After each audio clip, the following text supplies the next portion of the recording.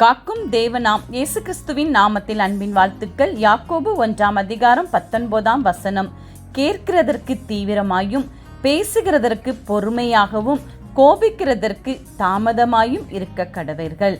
பிரியமானவர்களே, நாம் எல்லா காரியத்திலும் தேவனுடைய வார்த்தைகள் மற்றும் எல்லா உலக பிரகாரமான காரியங்களை நாம் தீவிரமாய் கேட்டு ஆலோசித்து ஆராய்ந்து நலமானதை பிடித்து கொள்ள வேண்டும். அதுபோல இந்த உலகத்தில் இருக்கிற மனிதர்கள் மத்தியில் நாம் பேசும்போது பொறுமையாக யோசித்து நிதானமாய் பேச வேண்டும். ஏனென்றால் பிசாசானவன் வகை சேடி சுற்றி கொண்டிருக்கிறான் என்பதை நாம் புரிந்து கொள்ள வேண்டும். அதே போல நாம் கோபப்படுகிறதற்கு தாமதமாய் இருக்க வேண்டும். இந்த உலகத்தில் கோபம்தான் மனிதனை அழித்து விடுகிறது. கோபம்தான் குடும்ப வாழ்க்கைகளை சீரழித்து விடுகிறது. எனவே நாம் கோபத்தை அடக்கிறவர்களாய் இருக்கும் பொழுது தேவ பிரசன்னம் நம்மை சூழ்ந்து கொள்ளும். எனவே தேவ வசனத்தை கேட்கிறவர்களாக நாம் இருப்போம். அப்பொழுது பொறுமையும் நம்மை வந்து சேரும். ஆமேன்.